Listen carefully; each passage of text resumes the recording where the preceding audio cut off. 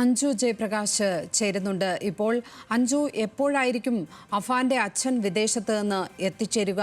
ഒപ്പം അമ്മയുടെ മൊഴിയെടുക്കാൻ അവർ ഗുരുതരാവസ്ഥയിലുള്ള ആളാണ് എന്നാണ് മനസ്സിലാക്കുന്നത്.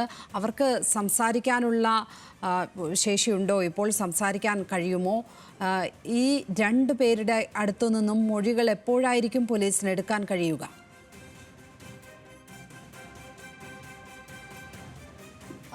ലക്ഷ്മി, ഞാൻ നേരത്തെ സൂചിപ്പിച്ചതുപോലെ ഇനി പ്രതിയെ ഒഴിച്ച് രണ്ട് പ്രധാനപ്പെട്ട മൊഴികളാണ് ഇപ്പോൾ ലക്ഷ്മി സൂചിപ്പിച്ച ഒന്ന് ഈ അഫാൻ്റെ പിതാവും ഒപ്പം തന്നെ അഫാൻ്റെ മാതാവും. പിതാവ് ഗൾഫിലാണ്, അദ്ദേഹം ഇവിടെ എത്തിച്ചേരുന്നതിന് ശേഷം ഉടൻ തന്നെ അത്തരത്തിലുള്ള മൊഴി ഉൾപ്പെടെയുള്ള കാര്യങ്ങൾ പോലീസ് രേഖപ്പെടുത്തും. മറ്റൊരു പ്രധാനപ്പെട്ട കാര്യം ലക്ഷ്മി സൂചിപ്പിച്ചതുപോലെ മാതാവിൻ്റെ മൊഴിയാണ്. പക്ഷേ അതീവ ഗുരുതരാവസ്ഥയിൽ വെന്റിലേറ്ററിലാണ് മാതാവ് ഇപ്പോഴും കഴിയുന്നത്. അതായത് ആദ്യം ഈ കൊലപാതകം ആരംഭിക്കുന്നത്, ആദ്യം ഈ തുടക്കമിടുന്നത് ഞാനിപ്പോൾ നിൽക്കുന്ന ഈ വീട്ടിൽ നിന്നാണ് എന്നതാണ് നിലവിലിപ്പോൾ പോലീസിൽ നിന്നുൾപ്പെടെ ലഭിക്കുന്ന വിവരം. അതായത് ഈ വീട്ടിൽ മാതാവിനെ തലക്കടിച്ച് വീഴ്ത്തി, ചുമരോട് ചേർത്ത് തലയടിച്ച് വീഴ്ത്തിയതിന് ശേഷം മുറിക്കുള്ളിൽ പൂട്ടിയിട്ടതിന് ശേഷമാണ് മറ്റ് കൊലപാതകങ്ങൾക്ക് വേണ്ടി പ്രതി ഈ വീട്ടിൽ നിന്ന് സഞ്ചരിച്ചതെന്നാണ് പോലീസ്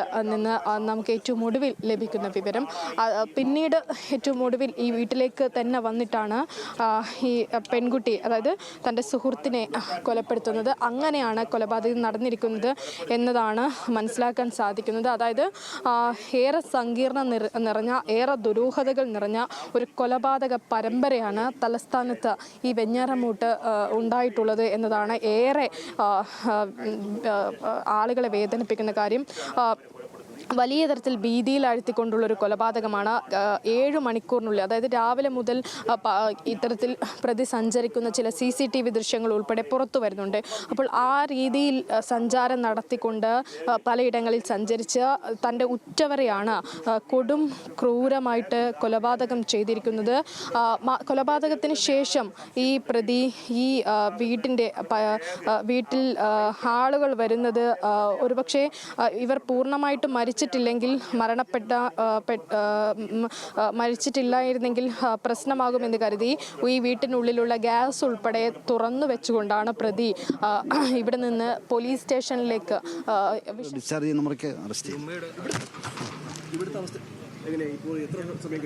ഇതിപ്പോൾ 9 മണിയാകുമ്പോൾ തീരും എല്ലായിടത്തും പറയാം. 9 മണിയോടുകൂടി ഇൻക്വസ്റ്റ് നടപടികൾ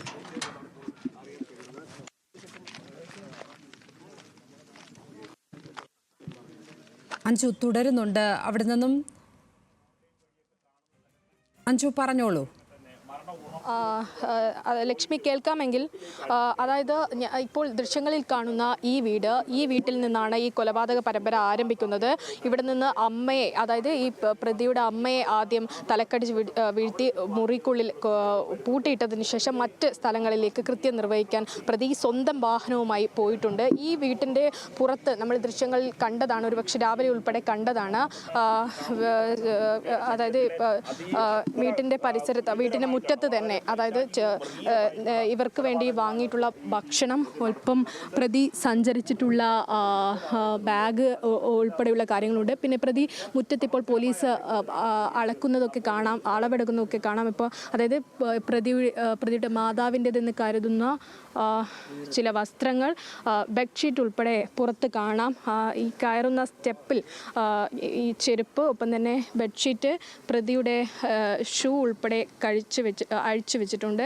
അവിടെ പ്രതി ഇന്നലെ നമ്മൾ CCTVയിൽ കണ്ട സഞ്ചരിക്കുന്ന ബൈക്കിൽ പുറകിലൊരു ബാഗ് കാണാം. ആ ബാഗ് ഉൾപ്പെടെ ഈ വീട്ടിൻ്റെ പുറത്തു തന്നെയുണ്ട്.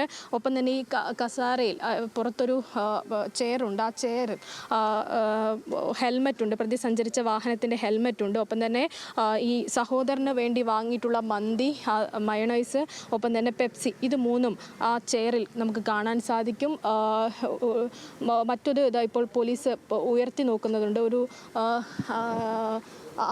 അതായത് സ്പാനറാണ് അത്, അതായത് വാഹനത്തിൻ്റെ സ്പാനർ ഉൾപ്പെടെ ഉള്ള സാധനങ്ങൾ അതുൾപ്പെടെയാണ് പുറത്ത് ദൃശ്യങ്ങളിൽ നമുക്ക് കാണാൻ സാധിക്കുന്നത്. അകത്ത് ചോര തളം കെട്ടി കിടക്കുന്ന രീതിയിലാണുള്ളത്. അതായത് ഇപ്പോൾ ക്രൈം സീനിൽ പോലീസ് ഓരോ കാര്യങ്ങളും റെക്കോർഡ് ചെയ്തുകൊണ്ടിരിക്കുകയാണ്. എന്തൊക്കെ കാര്യങ്ങളാണ് വീടിൻ്റെ പുറത്തുള്ളത് എന്നത് ഉൾപ്പെടെയുള്ള കാര്യങ്ങൾ പരിശോധിക്കുകയാണ്. വീട്ടിൻ്റെ പരിസരത്തൊന്നും കൂട്ടിയിട്ട് കത്തിക്കുകയോ അത്തരത്തിലൊന്നും കാണില്ല. പക്ഷേ വീട്ടിൻ്റെ പുറത്ത് വലിച്ചെറിഞ്ഞിട്ടുള്ള സ്വന്തം സഹോദരൻ്റെ പുസ്തകങ്ങളും ഒപ്പം ഒരു ബെഡ്ഷീറ്റ് പുറത്തിട്ടതായിട്ട് കാണുന്നുണ്ട്. ഒപ്പം പ്രതിയുടെ ഷൂ അഴിച്ചു വെച്ചിട്ടുണ്ട്. പക്ഷേ ഉള്ളിൽ ഒരുപക്ഷെ നമ്മളൊരു ഞെട്ടിക്കുന്ന തരത്തിലുള്ള ചോര തളം കെട്ടിക്കിടക്കുന്ന തരത്തിലാണ് 3 മുറികളിലും കാണാൻ സാധിക്കുന്നത്. അവിടെയും ചില വസ്ത്രങ്ങൾ ഇട്ടതായിട്ട് കാണുന്നുണ്ട്. പണം ഉൾപ്പെടെ പലയിടത്തും ചിതറിക്കിടക്കുന്നത് കണ്ട് അത്തരത്തിലാണ് വീട്ടിൻ്റെ ഉള്ളിലെ സ്ഥിതി എന്നതാണ് പോലീസിൽ നിന്ന് ലഭിക്കുന്ന വിവരങ്ങൾ. ഒരുപക്ഷെ ഈ പ്രതി കൃത്യം നിർവഹിച്ചിട്ട് നമ്മൾ സ്റ്റേഷനിൽ നിൽക്കുന്ന ചിത്രം ഉൾപ്പെടെ കണ്ടതാണ്. 1ഉം 2ഉം കൊലപാതകമല്ല 5 കൊലപാതകം നടത്തി. ഒരു പ്രതി ഉൾപ്പെടെ വിശ്വസിച്ചിരുന്നത് 6 കൊലപാതകം നടത്തി എന്നായിരുന്നു പ്രതി SHOനോട് ഇന്നലെ വെഞ്ഞാറമൂട് പോലീസ് സ്റ്റേഷനിൽ കയറി പറഞ്ഞിട്ടുണ്ടായിരുന്നത്. പക്ഷേ ഭാഗ്യവശാൽ പ്രതിയുടെ ഉമ്മ രക്ഷപ്പെടുകയായിരുന്നു. പക്ഷേ ആ കൊലപാതകവുമായി ബന്ധപ്പെട്ട് പ്രതി ഈ കൃത്യത്തിനെ കുറിച്ച് ഇന്നലെ വിവരിക്കുന്ന ഘട്ടത്തിൽ പോലീസ് ഉൾപ്പെടെ ഞെട്ടലോടെയാണ് ഇത് കേട്ടത്. ഉടൻ തന്നെ DYSP വിവരം അറിയിക്കുകയായിരുന്നു. ഈ കൊലപാതകം നടന്നത് 3 പോലീസ് സ്റ്റേഷൻ പരിധികളിലാണ്. അതുകൊണ്ട് തന്നെ അതിൻ്റെ വ്യാപ്തിയും ഒപ്പം തന്നെ ഇതിന് അന്വേഷണ ചുമതലയും ഒക്കെ ആറ്റിങ്ങൽ DYSPക്കാണ് ഉള്ളത്. ഇനിയിപ്പോൾ കുറ്റകൃത്യവുമായി ബന്ധപ്പെട്ട ഏതെങ്കിലും തരത്തിൽ മറ്റാരുടെയെങ്കിലും പ്രേരണയുണ്ടോ എന്നൊക്കെ ഉള്ളത് പോലീസിന് പരിശോധിക്കേണ്ടിയിരിക്കുന്നു.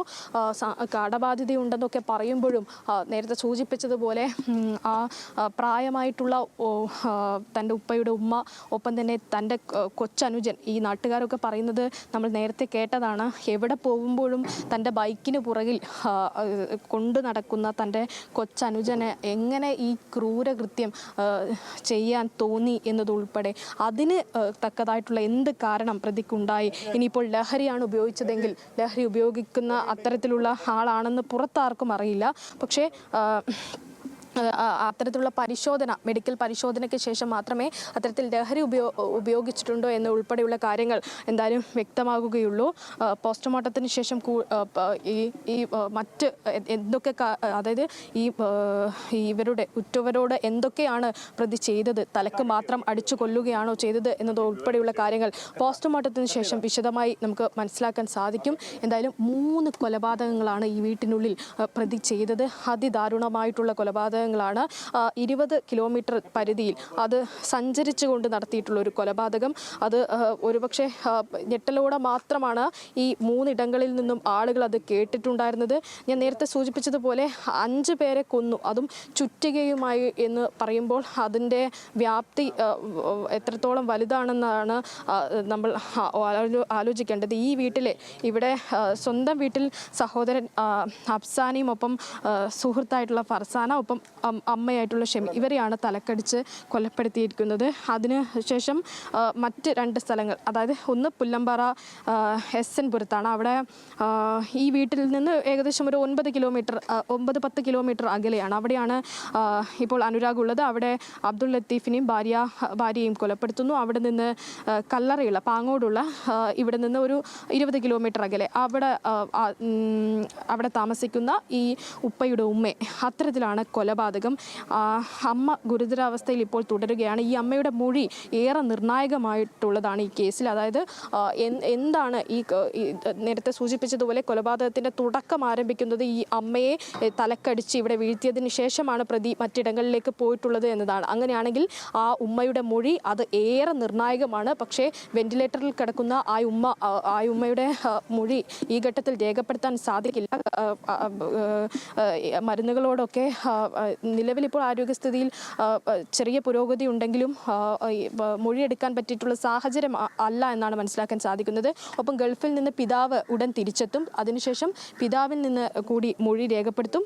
അപ്പോൾ മാത്രമേ സാമ്പത്തിക ബാധ്യത എന്ന് പറഞ്ഞ് പ്രതി പോലീസിനോട് പറഞ്ഞ ആ കാര്യം അതെത്രത്തോളം സ്ഥിരീകരിക്കാൻ സാധിക്കുമെന്ന് മനസ്സിലാക്കാൻ സാധിക്കുള്ളൂ. എത്രത്തോളം സാമ്പത്തിക പ്രശ്നം നിലനിൽക്കുന്നുണ്ട് എന്നാൽ ഉൾപ്പെടെയുള്ള കാര്യങ്ങൾ മനസ്സിലാകണമെങ്കിൽ ഈ പിതാവിനെ ഉൾപ്പെടെ ഈ മൊഴി രേഖപ്പെടുത്തേണ്ടതുണ്ട്. ഉണ്ട്.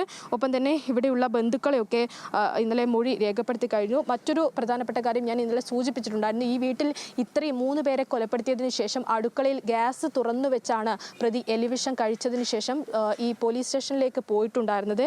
അപ്പോൾ ഇവർ ഇനിയിപ്പോൾ ഇന്നലെ ഈ സ്ഥലത്ത് പോലീസും നാട്ടുകാരും ഒക്കെ എത്തിയ സമയത്ത് ഒരുപക്ഷെ ഏതെങ്കിലും തരത്തിൽ ഒരു സ്പാർക്ക് ഉണ്ടായിരുന്നെങ്കിൽ വലിയ തരത്തിലുള്ള മറ്റൊരു അപകടം കൂടി ഈ പരിസരത്ത് ഉണ്ടാവുമായിരുന്നു. അത് ഭാഗ്യവശാൽ ഇന്നലെ ഒഴിവായി എന്നതിൽ തന്നെയാണ് ഏറ്റവും വലിയ ഭാഗ്യം. രാത്രിയോട് കൂടി തന്നെ ഈ സംഭവം അറിഞ്ഞതിന് ശേഷം പ്രതി 6 മണിയോട് കൂടിയാണ് വെഞ്ഞാറമ്മൂട് പോലീസ് സ്റ്റേഷനിലേക്ക് കയറി ചെല്ലുന്നത്. ഉദ്യോഗസ്ഥരോട് താൻ ചെയ്ത കൊലപാതകങ്ങളെക്കുറിച്ചുള്ള പരമ്പരയെക്കുറിച്ച് പ്രതി പറയുന്നത്. അങ്ങനെ ആണ് നേരെ വീട്ടിൻ്റെ പരിസരത്തേക്ക് പോലീസ് ഉൾപ്പെടെ എത്തുന്നത്. പക്ഷേ വീട് പുറത്തുനിന്ന് പൂട്ടിയ നിലയിലായിരുന്നു. അങ്ങനെ ചവിട്ടി പൊളിച്ച് പൂട്ട് ഉൾപ്പെടെ പൊട്ടിച്ചതിന് ശേഷമാണ് പോലീസ് അകത്ത് കയറിയത് എന്നുൾപ്പെടെയാണ് പോലീസിൽ നിന്ന് വ്യക്തമാകുന്ന കാര്യം. ഒരു നിലവിളി പോലും പുറത്ത് ഇവിടെയുള്ള അയൽപക്കക്കാർ കേട്ടിട്ടില്ല എന്നതാണ് നിലവിൽ പോലീസിൽ നിന്ന് അറിയാൻ സാധിച്ചത്. അത്തരത്തിലായിരുന്നു ആ കൊലപാതകം എന്നുള്ളതാണ് ഏറെ ആശ്ചര്യകരമായിട്ടുള്ള കാര്യം. ബഹളങ്ങളോ അത്തരത്തിൽ ഒന്നും തന്നെ വീട്ടിനുള്ളിൽ നിന്ന് പുറത്തേക്ക് കേട്ടിട്ടില്ല എന്നതാണ് അയൽവാസികളൊക്കെ പറയുന്നത്. കാരണം സൗമ്യ സ്വഭാവമായിട്ടുള്ള ഒരു വ്യക്തിയാണ്. അത്തരത്തിലുള്ള ഇതുവരെ വീട്ടിൽ ബഹളമുണ്ടാക്കി അങ്ങനെ പോകുന്നതൊന്നും കണ്ടിട്ടില്ല എന്നതാണ് പോലീസിൽ നിന്ന് ലഭിക്കുന്ന വിവരം. എന്തായാലും ആസൂത്രിതമായിട്ട് നടത്തിയ കൊലപാതകം എന്നാണ് FIR-ൽ ഉൾപ്പെടെ സൂചിപ്പിക്കുന്നത്. ഈ കടബാധിതക്ക് പിന്നാലെയാണോ ഈ കൊലപാതകം എന്നൊക്കെയുള്ളത് പോലീസിന്റെ ചോദ്യം ചെയ്യലിന് പിന്നാലെ നമുക്ക് മനസ്സിലാകും. എന്നാലും ദുരൂഹതകൾ നേരത്തെ സൂചിപ്പിച്ചതുപോലെ ബാക്കിയുണ്ട്. അതായത് ഈ അഫാൻ കൊലപാതകം നടത്തിയത് സമയം, ഒപ്പം തന്നെ പ്രേരണ, നേരത്തെ സൂചിപ്പിച്ചതുപോലെ ഈ വാർദ്ധക്യം, ഈ തൻ്റെ ഉമ്മയെ എന്തുകൊണ്ട്, ബന്ധുക്കളെ എന്തുകൊണ്ട് ഈ കൊലപാതകവുമായി ലക്ഷ്യം വെച്ചു? ഇനി നേരത്തെ പ്രതി സൂചിപ്പിച്ചതുപോലെ സാമ്പത്തിക പ്രശ്നമുണ്ടായി, പണം ചോദിച്ചിട്ട് അത് കൊടുക്കാത്തതിൻ്റെ വൈരാഗ്യമാണോ ഇത് തീർത്തത് എന്നതുൾപ്പെടെയുള്ള കാര്യങ്ങൾ പരിശോധിക്കണം. മാത്രമല്ല ഇത് എപ്പോൾ നടത്തി, എങ്ങനെ ആസൂത്രണം ചെയ്തു എന്നുള്ള ഒക്കെയുള്ള കാര്യങ്ങൾ മനസ്സിലാക്കണം. അതിൽ ചെറിയൊരു വ്യക്തത കൂടി വരുത്താനുണ്ട് ലക്ഷ്മി. അതായത് നേരത്തെ നമ്മൾ പറഞ്ഞിട്ടുണ്ടായിരുന്നു പോലീസ് ഈ ഉമ്മയുടെ മാല കാണാതെ വന്നപ്പോൾ അത് പ്രതി എടുത്തിട്ടുണ്ട്. അത്തരത്തിലാണ് ആ പണം ഉപയോഗിച്ചാണ് ഇത്തരത്തിൽ ഈ ആയുധങ്ങൾ ഉൾപ്പെടെ വാങ്ങിച്ചത് എന്നാണ് മനസ്സിലാക്കാൻ സാധിച്ചത് എന്നായിരുന്നു നമ്മൾ നേരത്തെ സൂചിപ്പിച്ചിട്ടുള്ളത്. പക്ഷേ ആ മാല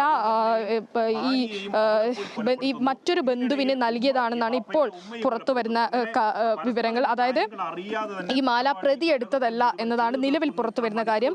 അത്തരത്തിലാണെങ്കിൽ പിന്നീട് ഈ പണയം വെച്ചു എന്ന് പറഞ്ഞത് മാല ആരുടേതാണ്?